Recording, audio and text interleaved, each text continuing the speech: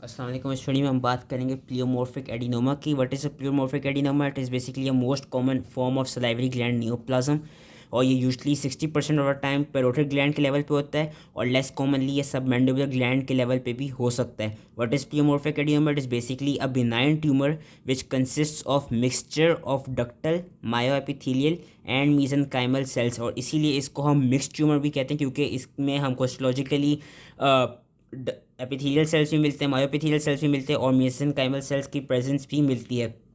और इसके मोस्ट ज़्यादातर रिस्क फैक्टर्स क्या हैं कि ज़्यादातर ये देखा जाता है कि अगर रेडिएशन से एक्सपोजर हुआ हो तो उसकी वजह से प्लियोमॉर्फिक एडिनोमा हो सकता है। एंड इसमें जेनेटिक एक्सप्रेशन हमें क्या मिलते हैं, अगर तो HMGA2 जीन की म्यूटेशन हो गई हो, या एक ट्रांसक्रिप्शन फैक्टर होता है which is known as PLAG 1 PLAG1, अगर उसकी ओवर एक्सप्रेशन हो गई हो due to chromosomal rearrangements, then there is a chance कि प्लियोमॉर्फिक एडिनोमा डेवलप हो जाए।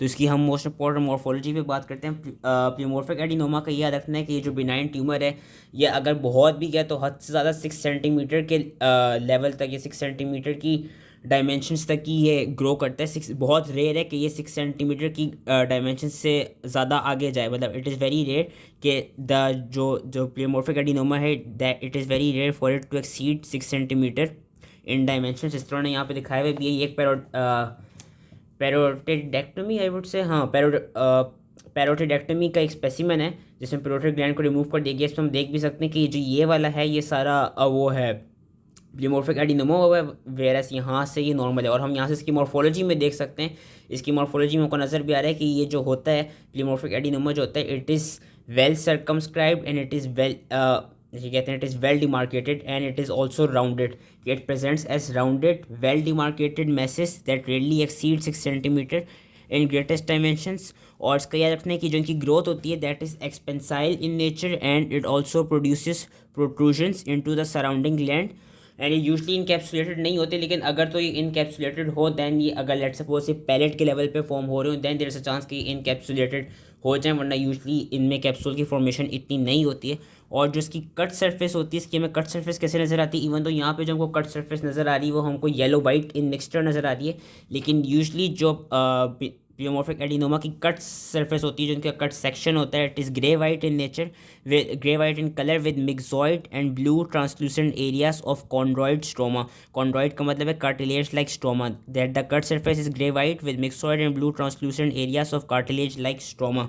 अब हम इसकी हिस्टोलॉजिकल फीचर्स पे बात करते हैं, जिसकी इन्होंने यहाँ पे फिगर्स दिखाई हुई है। ये लो पावर मैग्नीफिकेशन में, या हाई पावर मैग्नीफिकेशन पे अगेन हम ईजिली इसको अप्रिशिएट कर सकते हैं कि ये जो यहाँ पे ट्यूमर है, यहाँ पे नॉर्मल सलाइवरी ग्लैंड है जो पैरोटिड ग्लैंड है, और ये इट इज़ वेल सर्कमस्क्राइब्ड, इसकी वेल सर्कमस्क्राइब्ड, इसकी पूरी हमको वो डिमार्केशंस क्लियरली नज़र आ रही हैं, और जो इसकी ग्रोथ है वो बिल्कुल राउंडेड एक्सपेंसाइल फॉर्म में हमको मिल रही है। यहाँ पे हमको नॉर्मल पैरोटिड ग्लैंड मिल रहा है, यहाँ पे पैरोटिड ग्लैंड नॉर्मल नहीं मिल रहा।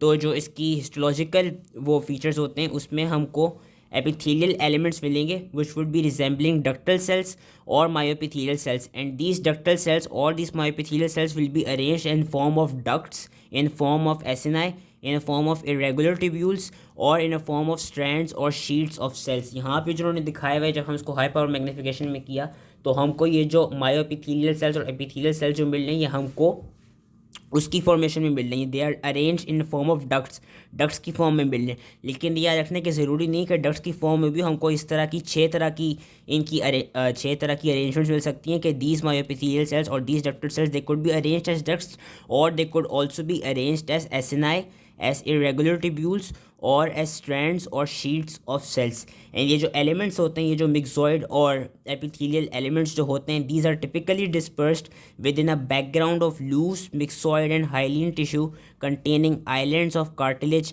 And rarely foci of bone. जिसमें हम यहाँ पे ये देख सकते हैं कि ये जो हमको अगर बहुत ज़्यादा क्लोजली लुक करें, जो कि अपनी किताब में आप देख सकते हैं, अगर हमको ये जो एपिथेलियल और जो मायोएपिथेलियल सेल्स जो हैं ये किस तरह अरेंज हुए हैं कि they are typically these are dispersed within a background of loose myxoid hyaline tissue which is containing islands of cartilage। कि ये जो स्ट्रोमा है ये हमको इसमें हमको क्या कहते हैं नज़र आ रहे हैं कि ये जो सेल्स हैं दे आर डिस्पर्स्ड। यहाँ पे भी ये जो हमको सेल्स मिल रहे हैं कि दे आर थोड़े बहुत डिस्पर्स्ड इन मिक्सोइड स्ट्रोमा, इन हाइलिन टिश्यू लाइक स्ट्रोमा। और उसके अलावा याद रखने कि जो एपिथेलियल सेल्स होते हैं they form a well developed ducts which are lined by cuboidal to columnar cells with an underlying layer of deeply chromatic small myoepithelial cells। और जो आइलैंड्स होंगी, there sometimes there is also a chance कि हमको islands of well differentiated squamous epithelium भी मिल जाएं। और लेकिन जो मोस्ट केसेस होते हैं इनके प्लियोमॉर्फिक एडिनोमा के, उसमें हमको याद रखना है कि there is no epithelial dysplasia and there is also absence of mitotic activity, क्योंकि ये बेनाइन ट्यूमर होता है। अब इसके इन्होंने आगे क्लिनिकल फीचर्स बताए हैं। क्लिनिकल फीचर्स इसके यही है कि it is painless, slow growing, mobile, discrete masses within the parotid or submandibular areas or in the buccal cavity। और जो इसके चांस ऑफ रिकरेंस है फॉलोइंग पैरोडेक्टोमी वो बहुत कम है, पैरोटिडेक्टोमी वो बहुत कम है। इट इज़ यूजली अबाउट 4% के ये दोबारा वापस आए ये वाला ट्यूमर। और इसमें ये देखा गया है, ये भी देखा गया है कि ये जो बिनाइन ट्यूमर है, the chance for it to be transform into malignant tumour is very very low. कि लेट सपोज अगर किसी को 5 साल से प्लियोमॉर्फिक एडिनोमा है तो सिर्फ 2% ही चांस है कि वो जो प्लियोमॉर्फिक एडिनोमा है वो बिनाइन से मेलिग्नेंट की तरफ ट्रांसफॉर्म होगा। या अगर किसी को 15 साल से भी बिनाइन प्लियोमॉर्फिक एडिनोमा है, so there is only a 10% chance कि ये कार्सिनोमा में डेवलप होगा।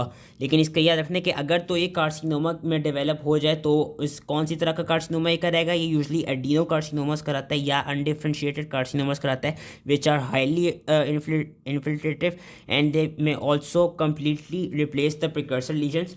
और अगर तो कार्सिनोमा हो जाए देन देखा गया कि जो उनका वो है, जो कार्सिनोमस का ये देखा गया कि जो मोर्टेलिटी रेट है that is 30 to 50% at 5 years. या हम इसको ये भी कह सकते हैं कि जो इनका 5 ईयर सर्वाइवल रेट है जो इनके कार्सिनोमा का, that is 50 to 70%, yes 50 to 70% जो है वो सर्वाइवल रेट है इनके कार्सिनोमास का। So that was all related to pleomorphic adenoma. I hope इसकी समझ में आ गया एंड थैंक यू। इसकी जो मॉर्फोलॉजी वाला बॉक्स है वो अच्छे से याद कर लीजिएगा इन फिगर्स को देखिए क्योंकि that is important. So thank you।